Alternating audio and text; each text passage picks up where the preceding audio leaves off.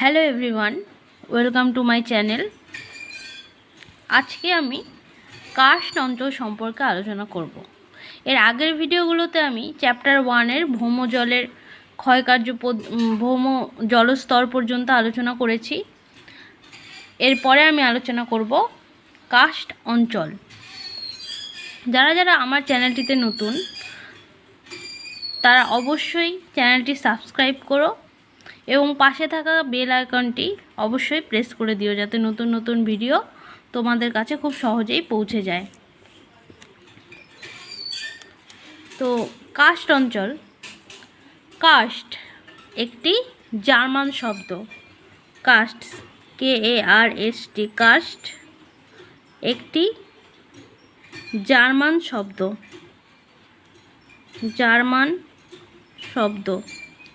Karst একটি German শব্দ যার অর্থ ব্যারে স্টোনি গ্রাউন্ড।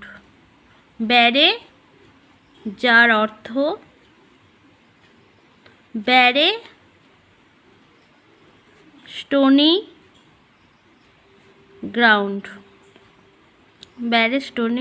গ্রাউন্ড।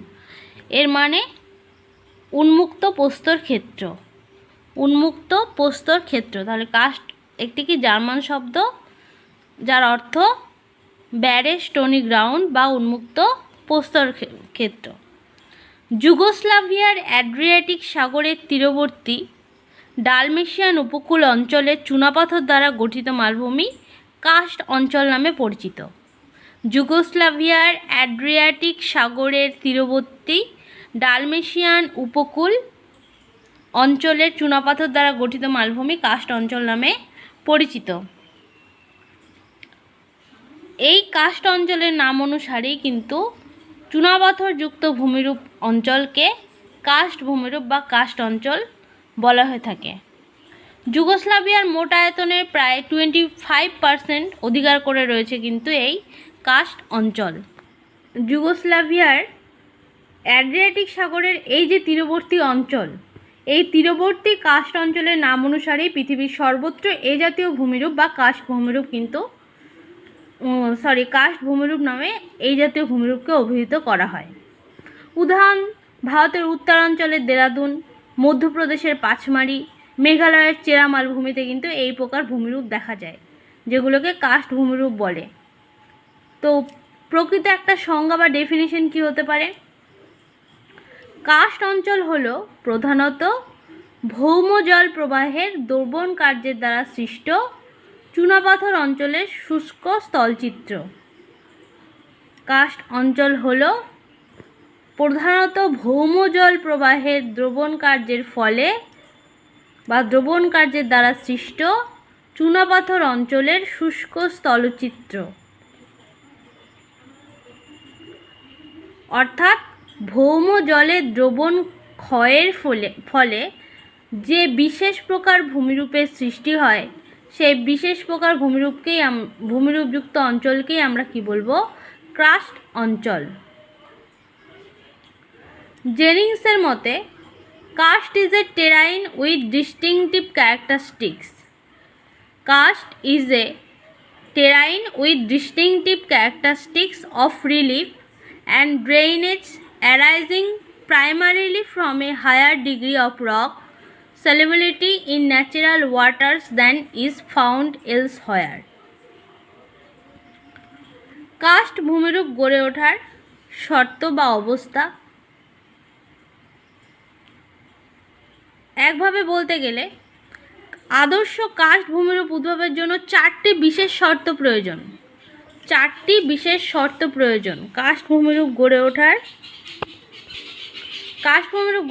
প্রধান চারটি অবস্থা বা প্রধান চারটি বিশেষ শর্ত।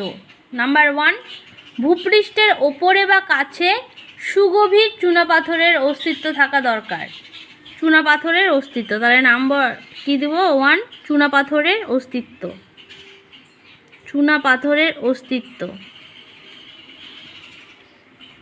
ভূপৃষ্ঠের ওপরে বা কাছে সুগভীর চুনাপাথরের অস্তিত্ব থাকা দরকার। নাম্বার 2, চুনাপাথর বেশ ঘন ও দারুণ সমৃদ্ধ হওয়া প্রয়োজন। ঘন হবে এবং দারুণ সমৃদ্ধ। চুনাপাথর ঘন ও দারুণ সমৃদ্ধ।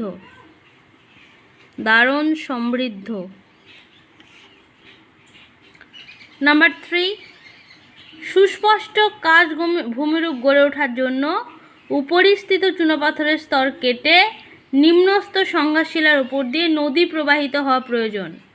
উপরের যে স্তর সেটাকে কেটে কি নদী প্রবাহিত হওয়া প্রয়োজন, অর্থাৎ নিম্নস্থ সংঘাতশিলার উপর দিয়ে নদী প্রবাহিত হওয়া। নিম্নস্থ সংঘাতশিলার উপর দিয়ে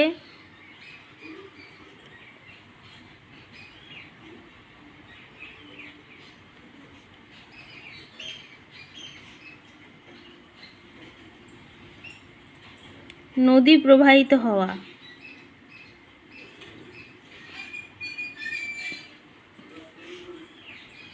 নাম্বার 4, মাঝারি ধরনের বৃষ্টিপাত কাস্ট ভূমিরূপ গঠনে সহায়ক। মাঝারি ধরনের বৃষ্টিপাত কাস্ট ভূমিরূপ গঠনে সহায়ক। তো নাম্বার 4 হবে মাঝারি ধরনের বৃষ্টিপাত। মাঝারি ধরনের বৃষ্টিপাত। এই 4টে হচ্ছে প্রধান শর্ত। এক, কি চুনাপাথরের অস্তিত্ব, ভূপৃষ্ঠের নিচে কি ভূপৃষ্ঠের ঠিক নিচে চুনাপাথরের অস্তিত্ব থাকতে হবে। চুনাপাথর ঘন ও দারুণ সমৃদ্ধ হওয়া প্রয়োজন। নিম্নস্থ সংঘাত শিলার উপর দিয়ে নদী প্রবাহিত হওয়া প্রয়োজন। নাম্বার 4, মাঝারি ধরনের বৃষ্টিপাত অঞ্চল প্রয়োজন। এরপর আমরা জানব পৃথিবীর প্রধান প্রধান কাস্ট অঞ্চল। তো পৃথিবীর প্রধান প্রধান কাস্ট অঞ্চল কি? পৃথিবীর স্থলভাগের মিনিমাম 7 থেকে 10% এলাকায় কিন্তু কাস্ট অঞ্চলের অন্তর্গত। ইউরোপের ধরে নাও স্লোভেনিয়া, ক্রোয়েশিয়া, মন্টেনিগ্রো, এগুলো ইউরোপের কাস্ট ভূমিরূপ। তার মধ্যে বিশ্বের বৃহত্তম কাস্ট অঞ্চল হলো মন্টেনিগ্রো। বিশ্বের বৃহত্তম কাস্ট অঞ্চল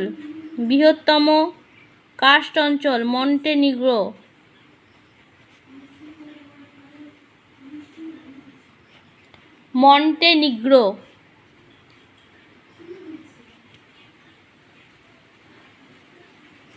এছাড়া রয়েছে ফ্রান্সের কসেস, উত্তর আমেরিকা যুক্তরাষ্ট্রের টেক্সাস, নিউ মেক্সিকো, ওশিয়ানিয়ার অস্ট্রেলিয়ার নিউ সাউথ ওয়েলস, মধ্য নিউ গিনি, এশিয়ার চীনের কিয়াংসি, ভিয়েতনাম, ইন্দোনেশিয়া, ভারতের ছত্তিশগড় ও মধ্যপ্রদেশের পাঁচমারি পার্বত্য অঞ্চল, অন্ধ্রপ্রদেশের আরাকু উপত্যকা, উত্তরাখণ্ডের সহস্রধারা, মেঘালয়ের চেরাপুঞ্জি, পশ্চিমবঙ্গের বক্সা জয়ন্তী, সবগুলোতেই কিন্তু কাস্ট অঞ্চল লক্ষ্য করা যায়। এবার কাস্ট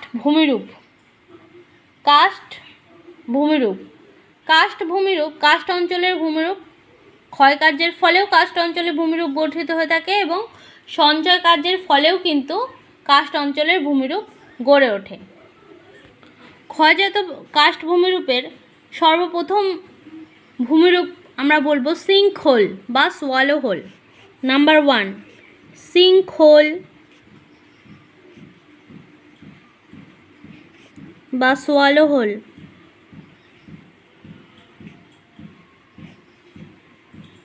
তোমরা যদি কাস্ট ভূমিরূপ নোট আকারে নিতে চাও তবে আমাকে অবশ্যই কমেন্ট করো, আমি পুরো নোটটা তোমাদের দিয়ে দেব। সিঙ্কহোল বা সোয়ালো হোল চুনাপাথর অঞ্চলে কি হয়, দ্রবণ কার্যের ফলে যে ক্ষুদ্র ক্ষুদ্র গর্তের সৃষ্টি হয় তাকে বলা হয় সিঙ্কহোল বা সোয়ালো হোল। ক্ষুদ্র ক্ষুদ্র যে গর্ত তাকে আমরা বলবো সিঙ্কহোল বা সোয়ালো হোল। চুনাপাথর, একদম সিম্পলি বলবো, চুনাপাথর অঞ্চলে দ্রবণ কার্যের ফলে যে ক্ষুদ্র ক্ষুদ্র গর্তের সৃষ্টি হয় তাকে বলা হয় সোয়ালো হোল বা সিঙ্কহোল। ভূবিজ্ঞানী উইলিয়াম ডি থর্নবারির মতে সোয়ালো হোলের উৎপত্তি দুভাবে হয়। নাম্বার 1, নিম্নাভিমুখী দ্রবণের ফলে। নাম্বার 2, ছোট ছোট ধসের ফলে। এই দুইভাবে কিন্তু সিঙ্কহোল বা সোয়ালো হোল তৈরি হয়ে থাকে। এর মধ্যে আরেকটা আমাদের জানতে হবে, যৌগিক সিঙ্কহোল। বা কম্পাউন্ড শৃঙ্খল। যৌগিক শৃঙ্খল কি? পরস্পর সংযুক্ত শৃঙ্খলকে আমরা বলবো যৌগিক শৃঙ্খল। মানে দুটো বা তিনটে শৃঙ্খল যখন পরপর মিশে যাবে বা পরপর এক হয়ে যাবে তখন তাকে আমরা বলবো যৌগিক শৃঙ্খল। আর সোয়ালোহল হলো শৃঙ্খলগুলি যখন আরও বড় হয়ে যায় তখন কিন্তু সোয়ালোহলের সৃষ্টি হয়।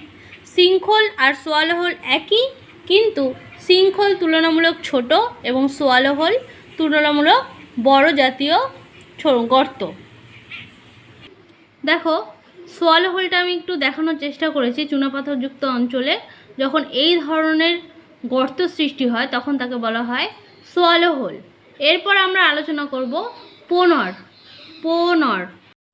পোনর হলো, দেখো যখন চুনাপাথর গঠিত অঞ্চলে দ্রবণ ক্ষয় বা ধসের ফলে কি গঠিত হয়? শৃঙ্খল বা অপেক্ষাকৃত বৃহত্তর গর্তকে সোয়ালোহল।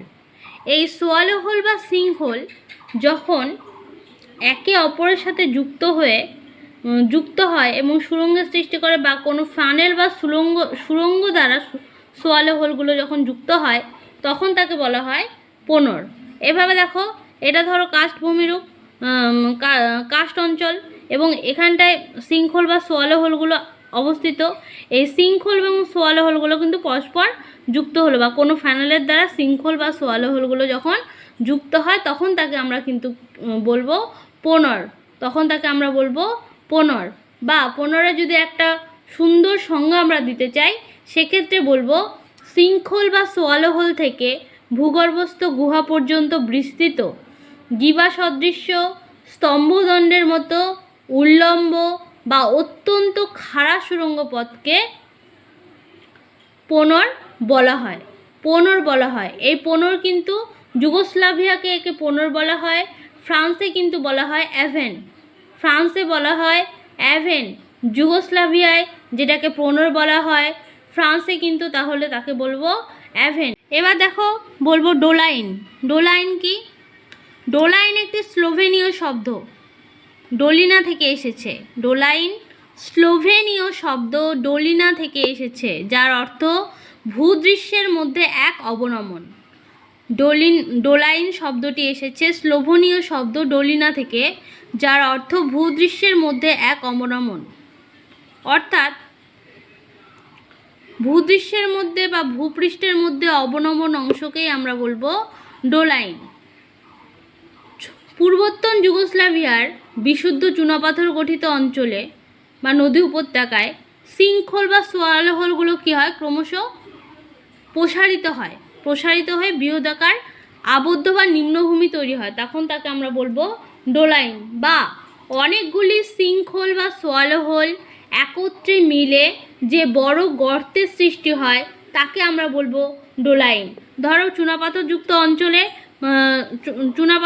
অঞ্চলে ক্ষয়কার্যের ফলে এইভাবে প্রচুর গর্ত সৃষ্টি হতে যখন প্রত্যেকটা গর্ত এভাবে একে অপরের সাথে মিশে যাওয়ার পর সেখানে কিন্তু একটা নিম্নভূমি তৈরি হয়। এই যে নিম্নভূমি তৈরি হলো তাকেই আমরা বলবো ডোলাইন। দেখো মেন আমাদের প্রথমেই যে ক্ষয়জাত কাস্ট ভূমিরূপ আমরা কি বললাম?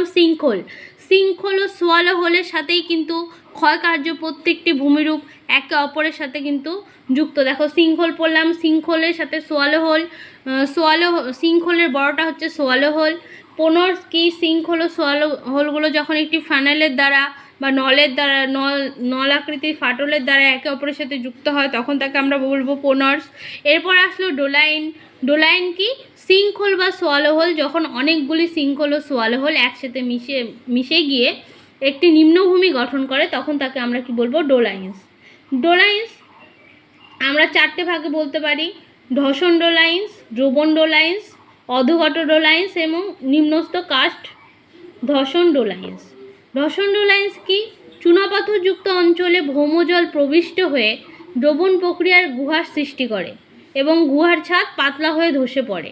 এই যে ধসে যাওয়ার ফলে যে ভূমিরূপ সৃষ্টি হচ্ছে তাকে বলবো আমরা ধসন ডোলাইন। দ্রবণ চুনাপাথরের দুর্বল সন্ধিস্থল দ্রবীভূত হয়ে যে গর্তের সৃষ্টি হয় তাকে বলা হয় দ্রবণ ডোলাইন। অধোগত ডোলাইন কি? ভৌম জলের দ্রবণ কার্যের দ্বারা চুনাপাথর গলে গেলে ওপরের অদ্রাব্য শিলাস্তর নিজের ওজনের ভারে বসে যায় এবং অধোগত ডোলাইন সৃষ্টি করে। নেক্সট, নিম্নস্থ কাস্ট ডোলাইন। নিচে চুনাপাথরের স্তর যদি ধসে গিয়ে বসে যায় তাহলে ওপরের ভূপৃষ্ঠ অদ্রাব্য শিলাস্তরের যে গর্তের সৃষ্টি হয় তা কিন্তু এই নিম্নস্থ কাস্ট ধসন ডোলাইন্সের অন্তর্গত। এরপর বলবো ককপিট। ককপিট কি? কাস্ট অঞ্চলে বৃষ্টিপাতের ফলে ডোলাইনগুলি তারকাকৃতি এবং তাদের মধ্যবর্তী অংশে অর্ধগোলাকার উচ্চভূমির সৃষ্টি করে। তারকাকৃতি এবং তাদের মধ্যবর্তী অংশে অর্ধগোলাকার উচ্চভূমির সৃষ্টি করে। এইভাবে যে ধরনের গর্তগুলি সৃষ্টি হয় তাদের আমরা বলবো ককপিট। পশ্চিম ভারতীয় দ্বীপপুঞ্জে জামাইকায় এই ধরনের কিন্তু ভূমিরূপ দেখা যায়। পশ্চিম ভারতীয় দ্বীপপুঞ্জের জামাইকায় এই ধরনের ভূমিরূপ দেখা যায়। দেখো, এতক্ষণ ক্ষয়জাত কাস্ট ভূমিরূপ আমরা ফার্স্ট পড়েছিলাম শৃঙ্খল। শৃঙ্খলের সাথেই কিন্তু শৃঙ্খলের পরপরই শৃঙ্খলগুলোই যখন ক্রমাগত পরিবর্তিত হয়ে কিন্তু পুনর ডোলাইন এবং ককপিট তৈরি করে। এই একই ক্ষয়জাত ভূমিরূপ, এরপরে ক্ষয়জাত ভূমিরূপগুলো আমরা পড়ব ডোলাইনকে কেন্দ্র করে। এবার ডোলাইনগুলো ক্রমাগত পরিবর্তন হতে হতে যে ধরনের ভূমিরূপ গঠন করে সেগুলো আমরা পড়ব। ফার্স্ট পড়ব ডোলাইনের ক্ষয়জাত ভূমিরূপের মধ্যেই পড়বে। ফার্স্ট পড়ব আমরা দ্রবণ প্যান বা সলিউশন প্যান। দ্রবণ প্যান বা সলিউশন প্যান। দ্রবণ প্যান কি? চুনাপাথর গঠিত অঞ্চলে ক্রমাগত দ্রবণ ক্ষয়ের ফলে ডোলাইন ক্রমশ কী হয়? প্রসারিত হয় এবং অতি বৃহৎ কিন্তু অগভীর নিম্নভূমিকে দ্রবণ প্যান বলে। অতি বৃহৎ কিন্তু অগভীর নিম্নভূমি, তাকে আমরা বলবো দ্রবণ প্যান। এতক্ষণ আমরা শৃঙ্খল থেকে ভূমিরূপগুলো দেখলাম পরিবর্তিত হয়ে আলাদা আলাদা নামে এসেছে। এবার ডোলাইন্সগুলো পরিবর্তিত হয়ে কিন্তু এই ধরনের ভূমিরূপ গঠিত হয়। কি? দ্রবণ প্যান। দ্রবণ প্যান কি? চুনাপাথর গঠিত অঞ্চলে ক্রমাগত দ্রবণ ক্ষয়ের ফলে ডোলাইন ক্রমশ প্রসারিত হয় এবং অতি বৃহৎ কিন্তু অগভীর নিম্নভূমি গঠন করে। এই যে অগভীর নিম্নভূমি তাকেই বলবো আমরা দ্রবণ প্যান। যুক্তরাষ্ট্রের ওয়াশিংটন এবং ইন্ডিয়ার উচ্চ লস্ট নদী উপত্যকায় দ্রবণ প্যান দেখা যায়। এরপর আছে উভালা। উভালা উভালা উভালা কি? চুনাপাথর গঠিত অঞ্চলে ডোলাইন অপেক্ষা বৃহদাকার গভীর এবং প্রশস্ত তলদেশ বিশিষ্ট নিম্নভূমিকেই উভালা বলে। চুনাপাথর গঠিত অঞ্চলে ডোলাইন অপেক্ষা বৃহদাকার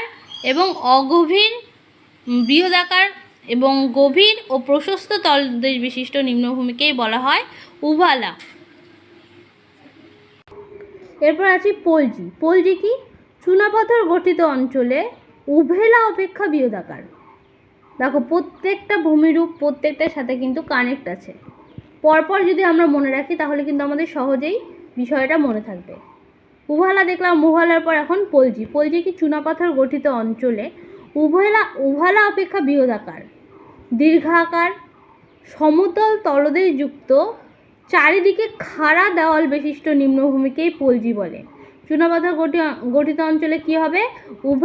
উভালা অপেক্ষা বৃহদাকার, দীর্ঘাকার, সমতল তলদেশ বিশিষ্ট, চারিদিক খাড়ি দেওয়াল বিশিষ্ট নিম্নভূমিকেই আমরা বলবো পলজি।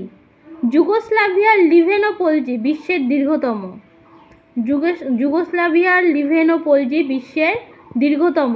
এবং ছত্তিশগড়ের, ভারতের কোথায়? ছত্তিশগড়ের রায়পুরের ধামতাড়িতে পলজি দেখা যায়। ছত্তিশগড়ের রায়পুরের ধামতাড়িতে পলজি দেখা যায়। এরপর সিঙ্কহোল পুকুর বা কাস্ট হ্রদ। সিঙ্কহোল পুকুর বা কাস্ট হ্রদ কি? সিঙ্কহোল বা ডোলাইনের নিম্নাংশে বা নিচের অংশে কি হয়? অনেক সময় কাদা জমে যায়। সিঙ্কহোল বা ডোলাইনের নিম্নাংশে অনেক সময় কি? কাদা জমে যায়। এবং কাদা জমে যাওয়ার ফলে কি হয়? ওপরের যে অংশ তাতে জল জমে এক প্রকার হ্রদের সৃষ্টি করে। জল জমে এবং সেখানে এক প্রকার হ্রদের সৃষ্টি করে। এই যে হ্রদ সৃষ্টি হলো, সিঙ্কহোলের ক্ষেত্রে ছোট জলাশয়গুলিকে বলা হয় শৃঙ্খল পুকুর, যদি সেটা শৃঙ্খলের মধ্যে হয়, শৃঙ্খল কি ডোলাইনের থেকে ছোট, এবার শৃঙ্খলগুলোতে যখন জল জমে তখন আমরা বলবো শৃঙ্খল পুকুর। আর যখন ডোলাইনের উপরে জল জমে বা ডোলাইনের ক্ষেত্রে যে বড় হ্রদগুলির সৃষ্টি হয় সেগুলোকে বলবো আমরা কাস্ট হ্রদ। তাহলে শৃঙ্খল পুকুর আর কাস্ট হ্রদ কিন্তু একইভাবে তৈরি হয়। কী হয়, যখন গর্তগুলির নিচে কাদা জমে গর্তের নিচের মুখ বন্ধ হয়ে যায় তখন ওপরের অংশে কী হয়, জল জমে হ্রদের সৃষ্টি করে। যখন সেটা শৃঙ্খলের উপরে হ্রদ সৃষ্টি হয় তখন আমরা বলবো শৃঙ্খল পুকুর, এবং যখন সেটা ডোলাইনের উপরে হ্রদ সৃষ্টি হয় তখন আমরা তাকে বলবো কাস্ট হ্রদ। উৎপত্তি আমি বললাম, তা কী হয়, শৃঙ্খলের তলদেশে কাদা জমে তার ছিদ্র মুখগুলো বন্ধ হয়ে যায় এবং ওপরে জল জমতে থাকে। এরপরে গুহা বা ভূগহ্বর। এরপর গুহা কি, চুনাপাথর গঠিত অঞ্চলে ভূ অভ্যন্তরের সামান্য গভীরে ক্ষয়জাত ছোট আকারের প্রাকৃতিক শূন্যস্থান। ভূ অভ্যন্তরের নিচে যখন প্রাকৃতিকভাবে শূন্যস্থানের সৃষ্টি হয় তখন তাকে আমরা বলবো গুহা। আর গুহা এবং ভূগহ্বর কিন্তু একই জিনিস। যখন সেটা ছোট আকারের হয় তখন সেটা হবে গুহা, এবং যখন সেটা বড় আকারের হয় তখন তাকে আমরা বলবো ভূগহ্বর। তাহলে কি, চুনাপাথর গঠিত অঞ্চলে ভূ অভ্যন্তরের সামান্য নিচে যখন ছোট ছোট বা বড় আকারের প্রাকৃতিক শূন্যস্থান নিজে থেকেই তৈরি হয়ে থাকে তখন তাকে আমরা বলবো গুহা বা ভূগহ্বর। হ্যাঁ, যেমন গ্যালারি, ভারতের বোরা গুহাল একটি গুহার উদাহরণ কি আছে, সুইজারল্যান্ডের হোলক গুহা বিশ্বে দীর্ঘতম। এরপরে আছে সঞ্চয়জাত কাস্ট ভূমিরূপের আমরা প্রথমেই দেখব স্ট্যালাকটাইট। এটা একদম সহজ। প্রথমেই আছে দেখো, প্রত্যেকটা ভূমিরূপ কিন্তু একে অপরের সাথে সম্পর্কযুক্ত। একটা ভূমিরূপ পড়লেই কিন্তু পরেরগুলো থরলি মুখস্থ থাকা উচিত। ফার্স্ট কি, স্ট্যালাকটাইট কি, চুনাপাথরের গুহার ছাদ থেকে গাছের ঝুড়ি বা কিলকের মতো নিচের দিকে ঝুলন্ত ক্যালসিয়াম কার্বনের স্তম্ভকে স্ট্যালাকটাইট বলে। দেখো, দ্রবণ কার্য হয় আমরা জানি চুনাপাথর গঠিত অঞ্চলে। দ্রবণ কার্যের ফলে কি হয়, ক্যালসিয়াম কার্বনেট দ্রবীভূত হয় এবং চুনের স্তম্ভরূপে এভাবে, ধরো এটা গুহার দেওয়াল, এটা থেকে নিচের দিকে এভাবে এক ফোঁটা করে পড়তে থাকে, কিন্তু মেঝেতে পড়ার আগেই কিন্তু সেটা শুকিয়ে যায়। এর ফলে এভাবে স্তম্ভের আকারে কিন্তু এভাবে উপরের দেওয়াল থেকে নিচে ঝুলে থাকে। এই যে এটা যেটা ঝুলে থাকলো, যখন ওপর থেকে ঝুলে থাকে তখন আমরা তাকে বলবো স্ট্যালাকটাইট। যখন ওপর থেকে ঝুলে থাকে গেল। এবার ওপর থেকে যখন দ্রবণ কার্যের ফলে ফোঁটা নিচের আকারে নিচে পড়ছে তখনও কিন্তু সেটা একটা জায়গায় বারবার সেই ক্যালসিয়াম কার্বনেটের ক্যালসিয়াম কার্বনেটের যে জলীয় দ্রবণ সেটা যখন নিচে পড়ে সেটাও কিন্তু স্তম্ভের আকারে ওপরের দিকে উঠতে থাকে, তখন আমরা তাকে বলবো স্ট্যালাকমাইট।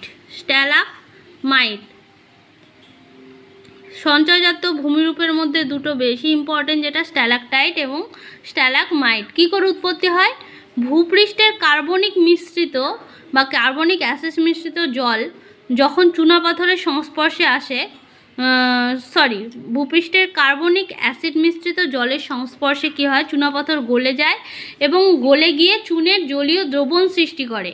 এই জলীয় দ্রবণই চুনাপাথরের দেওয়াল থেকে এক ফোঁটা রূপে বা জল ফোঁটা রূপে মেঝেতে পড়ার আগেই কী হয়, জলটা বাষ্পীভূত হয় এবং স্তম্ভের আকারে নিচের দিকে ক্রমশ দীর্ঘতর হতে থাকে, তখন তাকে আমরা বলবো স্ট্যালাকটাইট। যেমন উত্তরাখণ্ডের দেরাদুন, পশ্চিমবঙ্গের বক্সা জয়ন্তীর মহাকাল গুহাতে স্ট্যালাকটাইট আদর্শভাবে গড়ে উঠেছে। এবার কি, স্ট্যালাকমাইটও চাই সেই ক্যালসিয়াম কার্বনেটের জলীয় দ্রবণ ওপর থেকে যখন নিচে পড়ে এবং ক্রমশ সেগুলি একসাথে কিন্তু স্তম্ভের আকারে নিচে ওপর দিকে বাড়তে থাকে, তখন তাকে আমরা বলবো স্ট্যালাকমাইট। উদাহরণ, মেঘালয়ের চেরাপুঞ্জিতে স্ট্যালাগমাইট বা যুক্তরাষ্ট্রের মামুদ গুহাতে কিন্তু স্ট্যালাগমাইট আদর্শভাবে গড়ে উঠেছে। তো এখানে তোমরা স্ট্যালাকটাইট ও স্ট্যালাগমাইটের কিন্তু পার্থক্যটা অবশ্যই পড়বে। স্ট্যালাকটাইট